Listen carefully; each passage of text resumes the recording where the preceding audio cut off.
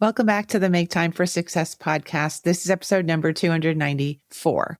When you think about it, procrastination is a force, a behavior, a habit, a phenomenon that makes us feel less than our full selves. It causes us to feel like we're constrained, we are smushing our talents, we are hiding out sometimes, and we are definitely not showing up the way we might if we were feeling safe and competent and energized. So I thought I would put together some of my favorite, most well depended upon strategies for you in this episode, because I don't want anyone stuck in procrastination. I don't think it's anyone's best game to play. So let's go listen to this episode together now.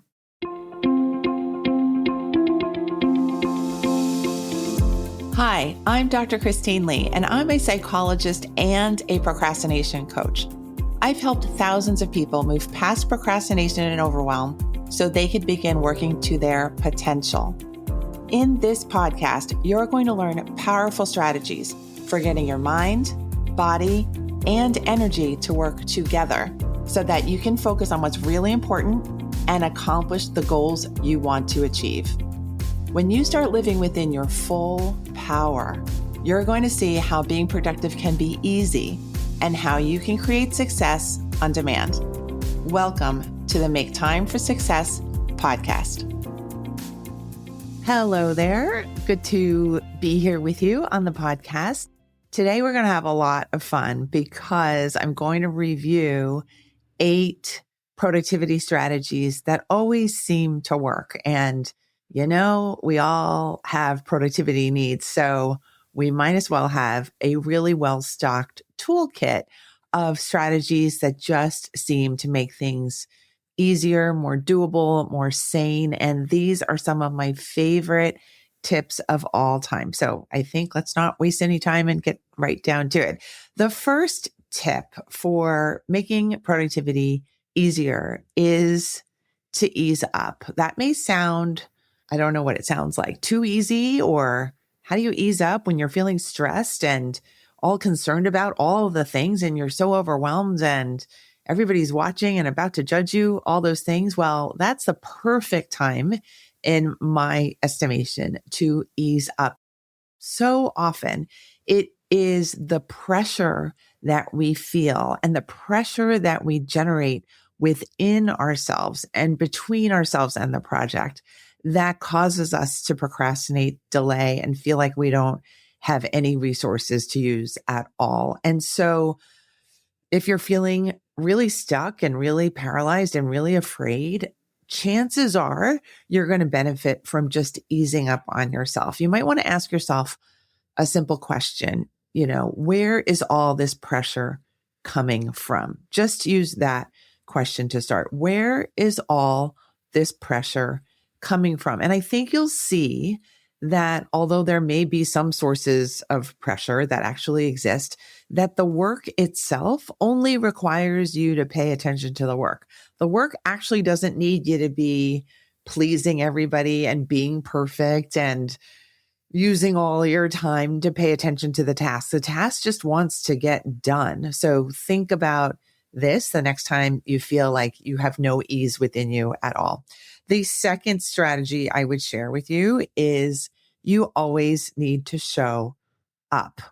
Lately, I've been talking to a lot of different clients and potential clients, and the word motivation comes up often. It's a very commonly spoken word, and we all love to have motivation. It's really great when we have that on our side and we feel highly motivated. But I always say that it doesn't matter how much motivation you have if you never show up. So that's what I mean by showing up. You need to be in the arena. You need to be on the playing field. You need to be touching the clutter. You need to be holding the microphone. You need to be writing the paragraph. You need to be in it instead of just thinking about it, wondering about it, stressing about it. You need to actually be in the game. So the next time you're having a productivity issue, Think to yourself, am I really in this or am I pretending to be in this? Because if you're just pretending, it's likely causing you extra stress. So just decide, I'm going to step in the arena. I'm going to get on the playing field. I'm no longer going to be a spectator. I'm going to play, and let's go do this. And speaking of play, play is actually tip and strategy number 3. I want you to have fun. I want you to feel like you're playing instead of feeling like you're being judged by every critical person you've ever known and then some. That's no fun. It's really no fun. And who would want to do that? Who would want to step on a stage when the audience is filled with critical judges like they had on the Muppets, the 2 elderly judges who were so cute? And I don't even remember them, but they're so cute. I don't remember if they were overly critical, but who would want an audience filled with nasty people barking and catcalling you and all these things and saying, "I'll get off the stage"? No. You don't want that to be your inner life, your interior voice. You want to say, "Oh my God, this work is so much fun. It feels like a comedy show. It feels like a joyride. It feels like going to an amusement park. Let's just see what comes next. Let's get in the arena. Let's start playing." And we realize that playing is really, really fun. So eliminate all the stuff that makes you feel like you're not having any fun. Step number 4, or point number 4, is that you want to get away from good and bad language. Now, if you know me for any length of time, you know I'm very much a positive language advocate. I really try to keep my language super positive, super optimistic, and clear of negative words like can't, difficult, impossible, should. Anything that smacks of pressure or judgment or negativity, I try to stay clear of. And it really works for me. And it seems to really work for my clients as well. And I'm sure it will work for you. But in this tip, I actually add that you should also steer clear of the word good. I have interviewed people and they have said, "Oh, I'm good when I put the laundry away," as an example. And then I stop that conversation for a minute because I want to point out that if you see yourself as good when you're doing it, does that mean you're bad when you're not? So think to yourself, how often do you label yourself as good or bad just over common everyday tasks like doing the laundry? My thought, my philosophy is that if we're doing that, we're putting ourselves at a little bit of risk because sometimes we don't feel like it. Does that mean we're bad? No, it doesn't. It just means we don't feel like it. So when we clear away the good and the bad as if they were dust bunnies in our closets or on our living room floor, you get to just say, "Oh, I'm going to do this now. Oh, I'm not going to do this now." It just becomes easier. You're not adding this layer of self-judgment to the task. And guess what? That makes the task that much more fun, that much more easy, that much more quick to get out of your life and get it done. And speed is your friend here. So get rid of the good and bad language and just decide, I'm going to do this or I'm not going to do this, and let it be. The 5th strategy is maybe a little bit of a mini rule, and you want to go for no stagnation. So again, you're going to go for no stagnation. When you feel paralyzed, that just means there's a lot of information you have to review. You need to review what is causing you to be completely non-functional. What is causing you to feel like this is so scary? What is causing you to feel like there are no options? Because guess what? In this universe, there's always another option. There's always a million other options. So you really want to be curious the next time you feel completely stagnated. And the next time you feel completely stagnated, I want you to not be terrified anymore. I want you not to feel like everything is going to come crumbling down or crashing down, because nothing is. Nothing is going to happen. You're just going to get out of the stagnation, and you're going to use one of the other tips that I've mentioned just before, the ones that are coming after this one. Stagnation is just a symptom. So don't be afraid of the symptom. Just treat the symptom, get on your merry way and decide, I get my time back from stagnation. This is wonderful. Let's party. Okay. The sixth strategy that I have for you is that you're going to show up for yourself first. This means you're going to be much less of a people pleaser. You're going to have much better boundaries with other people and with your own time. This means you're not going to volunteer for this, that, and the other thing when you feel completely overscheduled and overwhelmed. You are not going to care about what other people think of you, because really what matters the most is how you're doing, is how you're feeling, your well-being. And I wish every good thing for you. And I want you to practice wishing every good thing for yourself as well. It is okay. You are allowed to say no when you need to say no. You are allowed to let people down. You are allowed to let yourself down when you need to, too. Because like I just said, you need to take care of yourself first. So that means get the sleep, get the good food, get the rest, get the good seat at the show, get the things that make you light up, get yourself prepared in the right way with the right time amount that you need. Become bossy if you need to. If that will help you cross the line where you start taking care of yourself first, get bossier, get more demanding, get more uppity, get more opinionated, whatever it means for you, fill that spot. Decide, you know what? Now is my time to just be present, to be on the playing field, to start showing up, because I'm no longer in a stagnation space.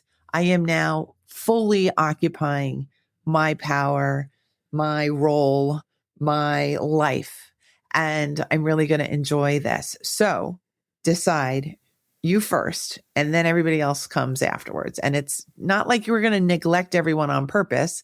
I don't want you to be a jerk, but if you can avoid it. But, you know, there are ways of doing things where you have priorities, and you are now your number one priority. Tip number seven is no time waste. This is important. I know sometimes it's unavoidable, but sometimes, and so often, time waste really is. All the Netflixing, all the Instagramming, all the stuff that I enjoy too, we sometimes overdo. And sometimes we need to set better boundaries and limits, and we need to make decisions about how we're using our time. When we do, guess what happens? We automatically make our productivity realm much more spacious. We give ourselves time. We give ourselves brain power. We start to show up to our projects refreshed instead of fried out from all that scrolling and all that information overload. We just decide, okay, I'm going to prepare for this task by a moment of quiet, or a walk outside, or a hot bath, or a moment of peaceful breathing.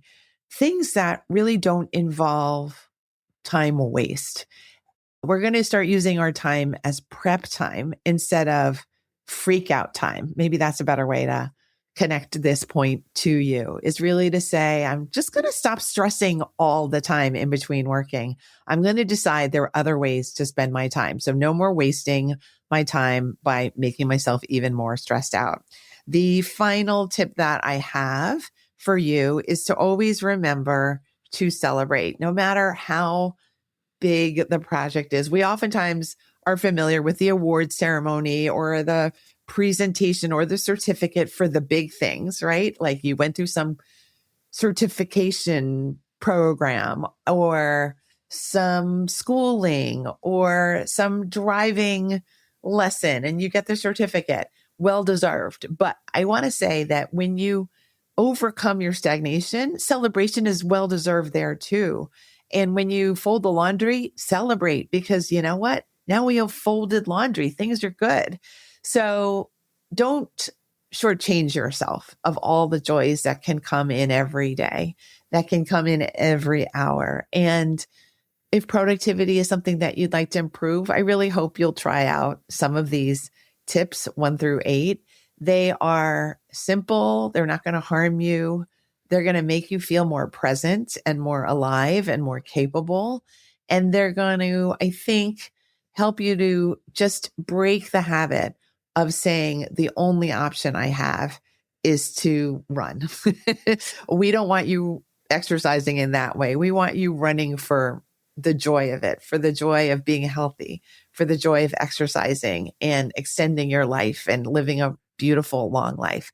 That's the energy that we're looking for. Positive energy, hopeful energy, empowered energy. That's, I think, where your productivity might be lying. So let's go. Tell me all the stories that you have when you make these leaps in your life.